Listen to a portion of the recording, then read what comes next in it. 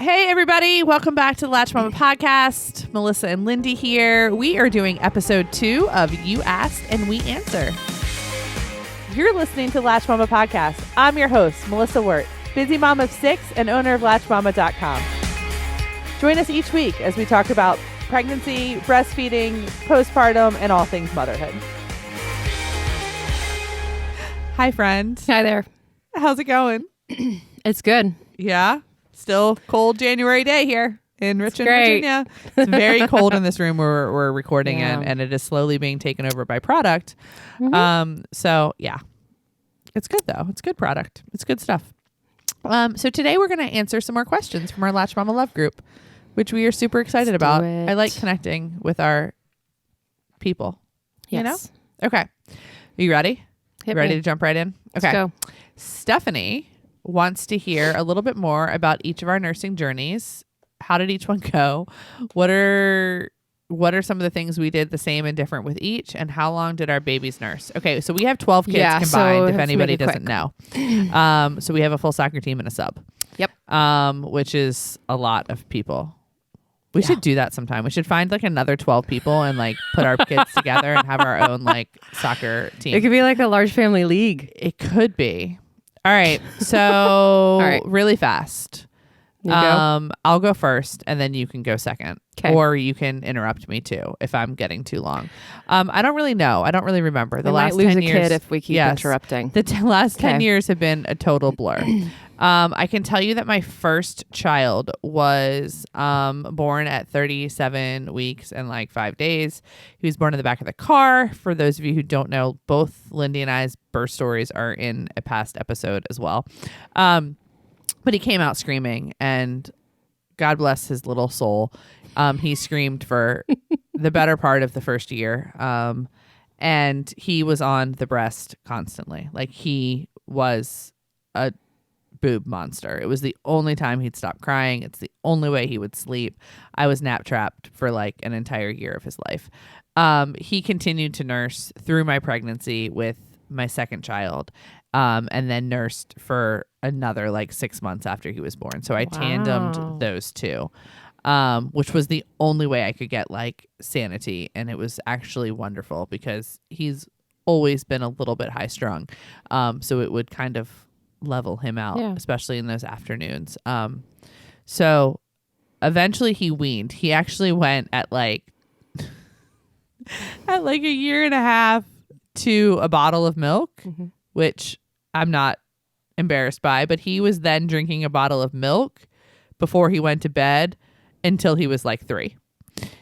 And it's kind of cute. Like he wanted to suck on something. He wasn't a passy kid, so he would drink a bottle of milk after, like to the point where it was embarrassing. Like we'd have people over and we'd have to put him to bed and we'd like make a bottle and there was a question of what baby that was for, and it wasn't for the baby, it was for like the toddler. But anyways, so that was him. Alex breastfed until I got pregnant with Caroline. And then in between Alex and Caroline and another 2 of them or 3 of them, I don't know, I have a little bit of a problem getting pregnant while I'm still breastfeeding. Between Nathan and Alex, it wasn't a big deal. Alex and Carolina had an early loss. So by the time that early loss kind of worked through my system, Alex had weaned himself, I believe. And then between Caroline and Benjamin, I didn't have a loss, but Benjamin was weaned within the first few, or Caroline was weaned within. Caroline's just Caroline. She's like the most independent child in the world. Anyways, for the most part, I breastfed the rest of them for like a year to like 15 months. They were all weaned prior to the next one coming, and all my kids are about 2 years apart. As far as like a different journey with each of them, I really was extremely lucky. I mean, the first 5, I didn't have a whole lot of struggles. It was pretty cut and dry. They came out, they latched, we figured it out. I did start, as I got more knowledge in terms of breastfeeding, really cherishing teaching them. It became kind of that like first skill we worked on together, to really teach them how to open their mouths and latch, which is something I never thought about with the first couple. You just kind of worked through it until you got there. But that was really fun. And then this last one, I don't know if it's because I'm old. I don't know. I'm not really old. People get mad at me when I call myself old, but I'm 40. And it was a little slow going at the beginning in terms of getting his weight up. So I actually pumped, which I think sometimes we're given these gifts in life where you get perspective onto what other people's lives are like. And that was really, really hard. In some ways it was easy because other people could feed my baby. And I could kind of hang out with the other kids. And I've talked about this a little bit on other podcasts as well. But I was a slave to the pump. I was pumping like twice in the middle of the night, which was terrible if anybody's ever had to do that. But eventually I got off of it and I think he's growing. Does he look like he's getting bigger? Yeah. Yeah.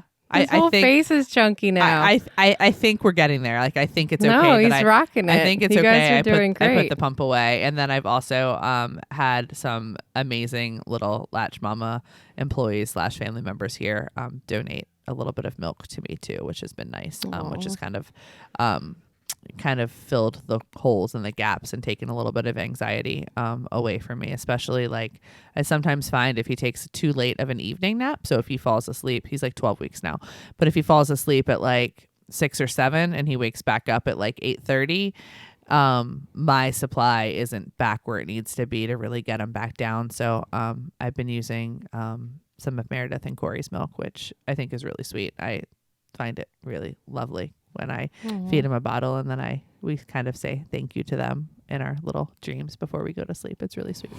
But yeah, no, I love it because I love both of them very much. So anyways, that's our stories, and hopefully there aren't any other nursing stories from here. So he can nurse for as long as he wants to nurse because the baby shop is closed at Wartopia. Mm-hmm. Sure.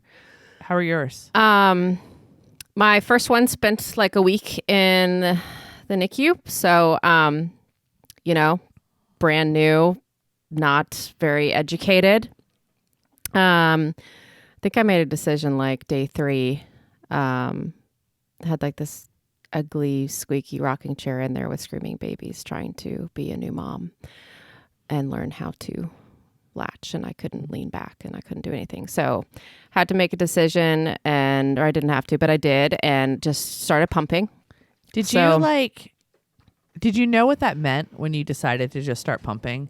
I think that's such so we see that in the group so much. We see people who say like, hey, I think I'm just going to exclusively pump because breastfeeding isn't really for me. And 100%, it's your decision. Do what you think is best. But I really struggle, and I think most babies can go back and forth. So if you do decide to bottle feed and then you're like, whoa, this is a lot, like this whole pumping thing is a lot, you can switch back and forth. But like, did you know what that meant? Like, did you know you were gonna have to wake up? It is completely different waking up in the middle of the night to nurse a baby and getting attached to this thing. Well, I mean, it's probably situation to situation. So I knew that I wanted to give him breast milk. Yeah, that's what I knew. Yeah. I also had no idea how long we were going to be there. No idea.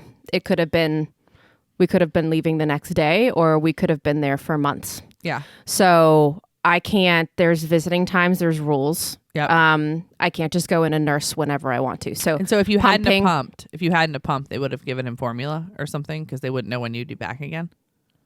Probably, but they knew from the get-go that I was a breastfeeding nursing, pumping mom. So he didn't get any formula. I was pumping, and I'd already gotten some from when we were leaving. Yeah. Because we nursed for the 48 hours that, we were after the hospital. Like, that's what we were doing. We were doing fine. Yeah.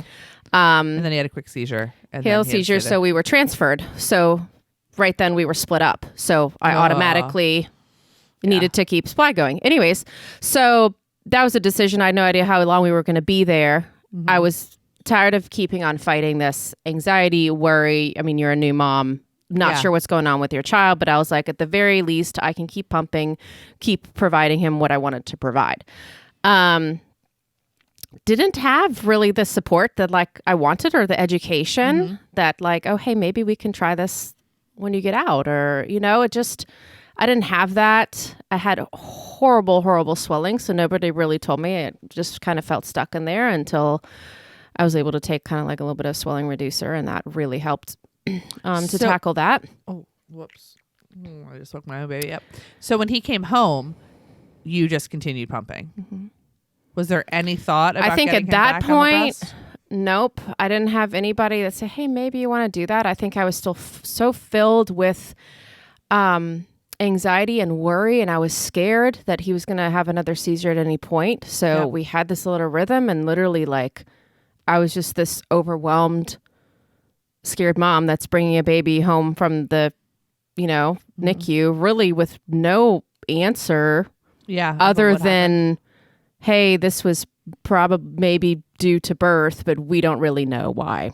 I mean, it's really nice when you have an answer, but I didn't have one. So it was this constant worry. And I just kept doing what I was doing. I mean, I was just in this little bubble. And the one thing you could control was how much milk he was getting. Yeah. And I feel like that is such, and I know you have 5 more kids to talk about, but it's so funny. We haven't really covered this on a podcast yet. That decision to then step away from the pump and trust your body again, especially when something like that's happened, or the baby was gaining slowly, you maybe weren't making enough milk. Now you feel like you fixed the process, everything's okay. Do you still need that pump? Do you still need to see what is going in your body, your baby's body? Guys, I can tell you, I'm 40 years old. This is my 6th kid. And it was one of the harder things that I've had to do. And there was nobody who could do it for me. There was nobody that could look at me and say, hey, you know what? Like, he is gaining. What you're doing right now is not sustainable. Like, it's okay. Like, you're going to be okay if you step away from the pump. It's hard. Yeah. And I can completely understand with number 1 why you would continue doing what you were doing at that point. I was just doing what I could at the moment, as a new mom. And so lots of grace to everybody out there who is, you're just not sure and you're just doing what you can. But really, it just lacked a little bit of education. Nobody taught me, like, I know this is kind of what you're doing. If you want to go back, just kind of an idea of like a pace bottle feed. Like, I had no idea, no education for that. Really didn't know where to, didn't understand the connection. Or your supply may feel like it goes down because suddenly you're just producing what he needs, which might be different than what he's actually getting from those bottles, because he's probably going to continue drinking whether he's hungry or not from a bottle. Or like, hey, you're pumping about 20 minutes now, but hey, in a couple months, they may only be nursing for 5 to 7, and you don't need to pump for 20, and you don't need to be making 20 ounces in a pump. Yeah. Like, I mean, I was going up to almost like 10 ounces on each side. Whoa. With really no education. Yeah. So, I mean, that's kind of a whole nother story. And so I think I pumped for 5 to 6 months. But it took me about 3 months to wean myself. From the pump. From pumping. From just milk production in general. And then he had milk for a whole year. I had made that much. So then Gabe came shortly I mean, thereafter. so many things that I would change or learn about. Yeah. But that was my first journey. There we go. Gabe, I was obviously terrified to breastfeed because of the swelling and all that. And I had much better support system for that. And a really great lactation consultant who helped. She's like, well, you just need some swelling reducer. It's going to just help, but at least just the beginning. So I had a couple hours around comfort. I'm like, oh my gosh, this is what it's supposed to feel like. You just take 2 Advil and just move on. Yeah. Yep.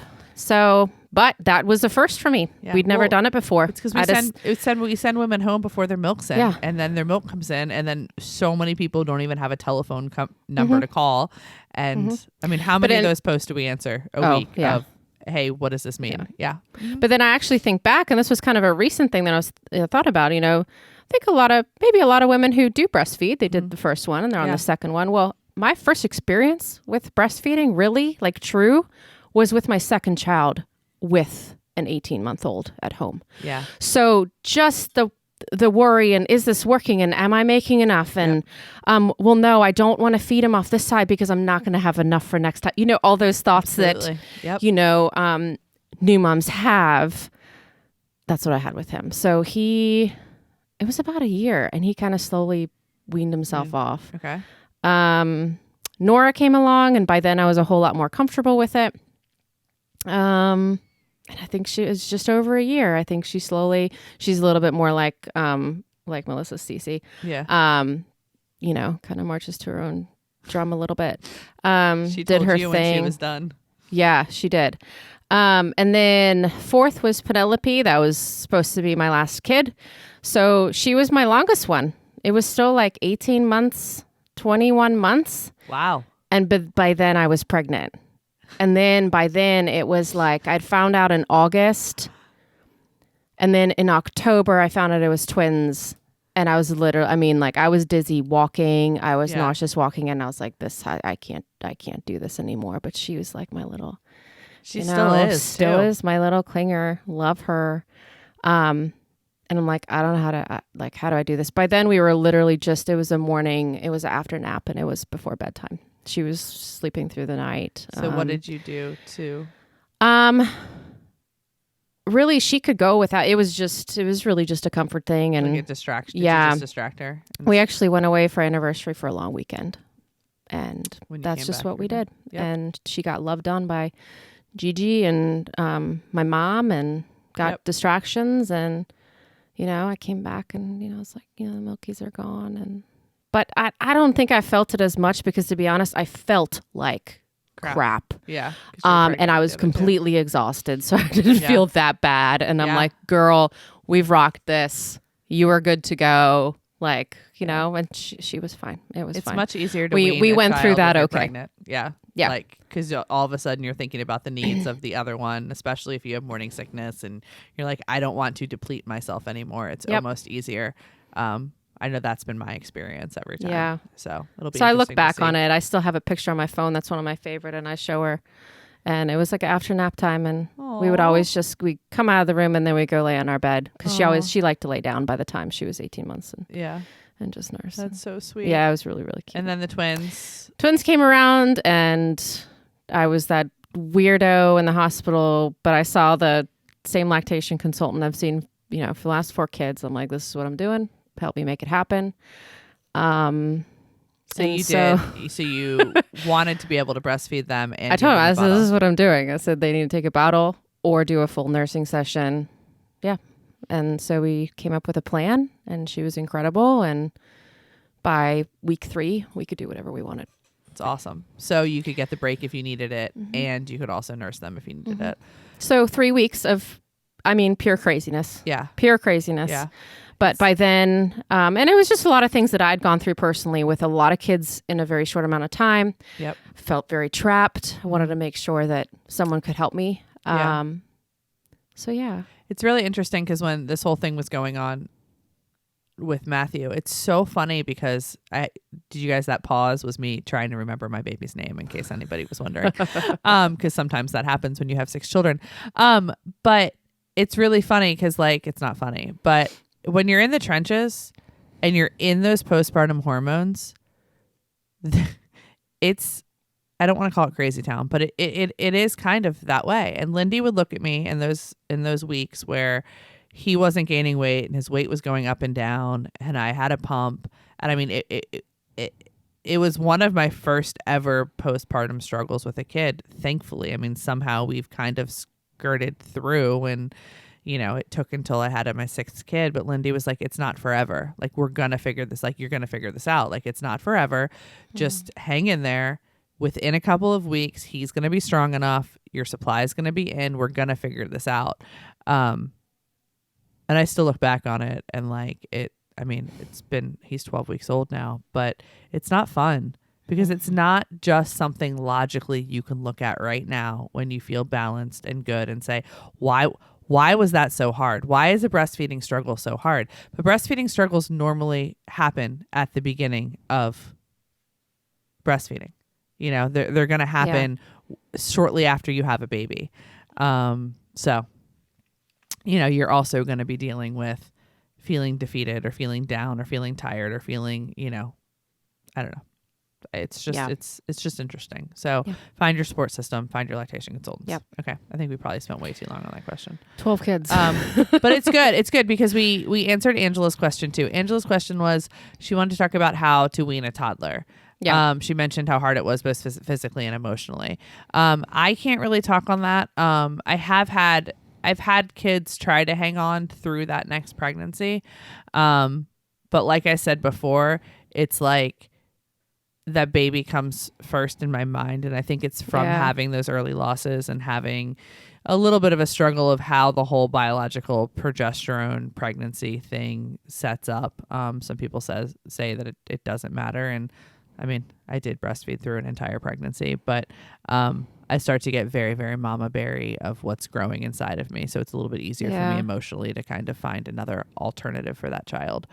I mean, what did help me is, and I think if you are there with an older toddler, and that's something that you're ready to do and they're ready to do and you want to tackle it. I mean, I know some people have gone like cold turkey, but if it was me and doing it, the last one I'm going to cut is that before bedtime. The second to last one I'm going to cut is in the morning first when you wake up. And then it's like the before naps. So if you can tackle the other things and find other forms, like we love on our kids in so many different ways. And I think you're able to slowly start to replace another form of affection and love and connection instead of a nursing session if you are both ready to make that step. Absolutely. And tackle that last one at night. Hey guys, don't wean a kid before you're ready to wean a kid. Don't wean a kid because your pediatrician tells you have to wean a kid, or because your family members ask you why you're still nursing. Wean a kid because you're ready to wean that child and your baby's ready to be weaned. So that's my PSA. Okay. Number 2. Kylie wants to talk about being a working mom and coming back from maternity leave. So topics like pumping and nursing, figuring out bottles, pace feeding, etc. I think we've done a podcast on this. We'll leave it in the podcast notes if we have for you guys to go back to, because I think it's a whole episode within itself. For sure. But do you want to talk a little bit? Like we're not the best people. We would really like to bring a guest. I don't want to pretend that I can connect and I know what that feels like. Absolutely. I can tell you as a business owner myself, find your voice, know what your rights are, and definitely make sure that your employer is meeting those needs. And if they aren't, find another job. And I know that sounds absolutely crazy, but you need to find a place where you can be a nursing pumping mom first in tandem with, I don't know, wherever your brain wants to go in terms of your job.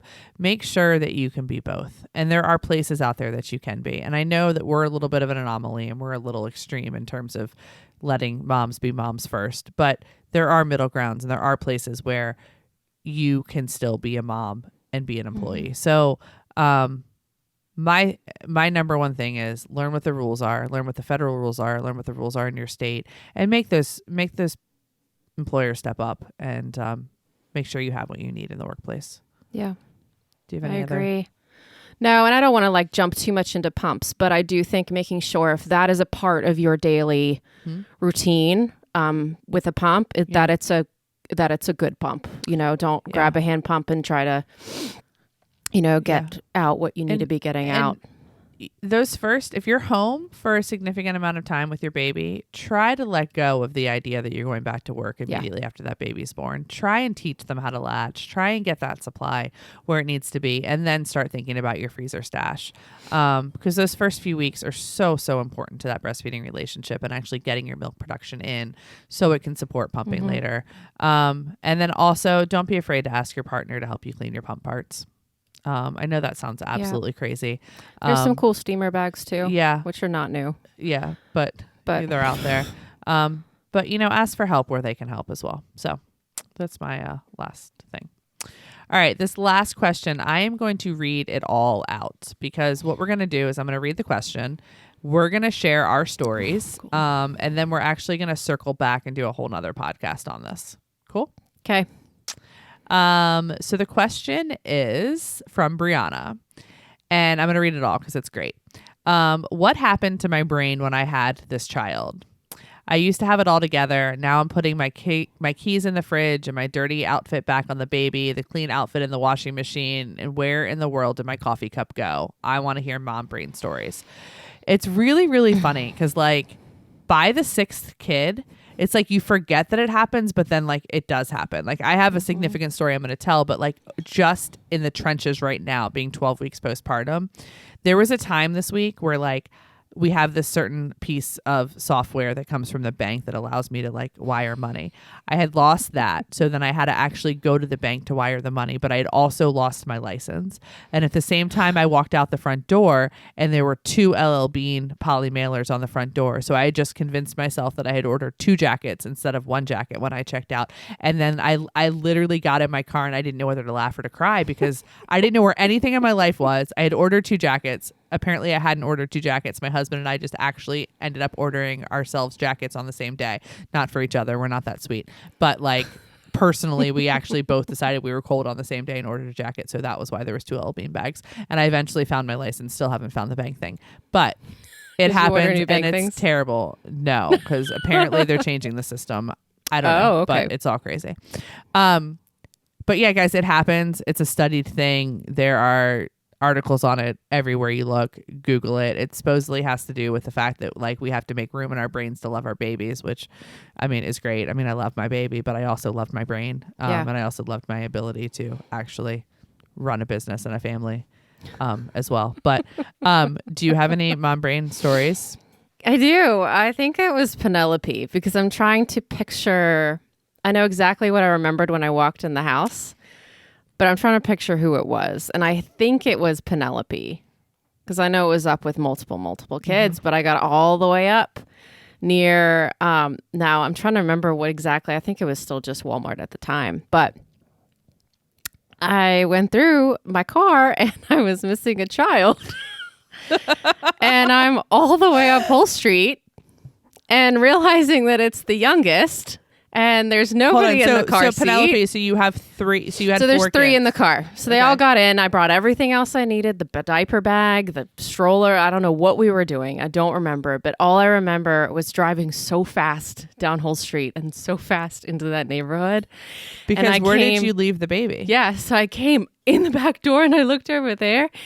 And it was like that 8-9 month where they just are happily sitting. Yeah. And just sitting in the middle of the living room is my baby on the little, I put a blanket down or whatever, just super happy. Like, oh, there's mom. And you had gone I literally like just 10-15 left minutes? them for like 10-15 minutes alone sitting in the middle of the living room.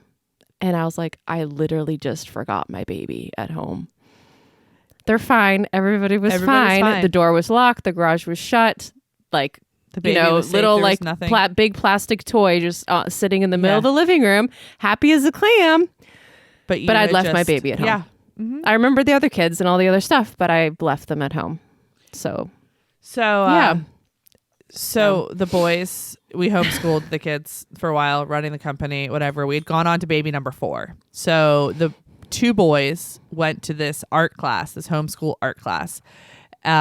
And the back of Hobby Lobby. So, you pull up in front of Hobby Lobby. I would walk them in. I had just had baby number 4. So that would mean that I would have to bring the boys all the way to the back of the Hobby Lobby, carting their sister, who was 2, and then the new baby. Oh my goodness. So it was raining one day. And every week, like clockwork, we were like, cutting it super, super close with it starting because it was like at 9:30 on like a Friday morning. It was a nightmare. But I would park the car. And I would get all 4 kids out. We would walk to the back of Hobby Lobby. I would say hello to Miss Stephanie, their teacher, who was just incredible. I'd drop the boys off, tell them I'd be back to pick them up. We'd walk back through Hobby Lobby and we'd go out to the car. Well, this one day, I decided we were running super late and it was raining. And I was like, I'm not bringing my 4 kids in. So I dropped the boys who were like, I don't know, like 6 and 5, 7 and 4. They had to be 5 for the class. So maybe 8 and 6. I don't know. Drop them in front of Hobby Lobby. And I was like, guys, you can do this. Walk all the way to the back. Miss Stephanie will be there. You know how to do it. And it was a hard decision. Please do not judge me. But it was before the store opened. We had been going now for like 2 years to this class. It was fun. Yeah. So I dropped the boys. I'm driving home. I think that I get almost home and my phone rings and it's like, it's their teacher. She goes, hey, I just wanted to let you know there was no class today. And I was like, what? Okay. All right. She's like, so the manager and the assistant manager have your boys. And they're in the back classroom. Why'd she cancel so late? No, she had already canceled it. I had an email. There was no class. I had shown up. know. I had shown up for class the class that wasn't there, and it happened to also be the same day that I let my children walk in by themselves. So I had to go pick them up. They still talk about this day, and I was like, "There's no way they're ever gonna remember it." They're not. Them? Yeah, they're not gonna remember that day. It'll be fine. It'll be fine. Oh, they still talk about it. As does their teacher, because now they still take art classes. They take an out school class with her. You guys should check her out. It's called Pens, Paper, and Paint. If you guys are looking for an art class for your kids, she's incredible. But she still she messaged me the other day and we were laughing about it. I was like, yeah, remember that time? She's like, yeah. So they hung out in the back classroom with the manager and the assistant manager of Hobby Lobby for the 20 minutes it took me to go pick them back up when I dropped my poor little kids off to an empty classroom. Aww. Yeah, I know. I still feel terrible, but Stuff everything's happens. fine. The good news is, guys, I left mine, by themselves at home. It's so bad. I also was going to get a blowout once because we had a photo shoot. This is really bad. And I left the baby. It was not summertime. And I realized within I leaned back to get my hair washed in the bowl. And I realized I'd left my baby in the car. It happens. It's so sad. I'm sure she wasn't expecting mom brain stories about how we leave our babies places. Maybe, but I know I made some other probably really dumb decisions. I lose that one is stuck right in the forefront of my mind. I lose my coffee almost every single morning, to the point where I almost have to make a second cup. And can we talk about how many grilled cheeses I've burnt? Whenever I'm making a grilled cheese. My husband's like, so you're making grilled cheese, huh? And I'm like, shut up. Because you get distracted. Because I start doing 50 other things. And which they don't understand. Because they just stand at the griddle. Yeah. They just stand at the griddle. They make their mac and cheese. They make their stuff. Everything's fine.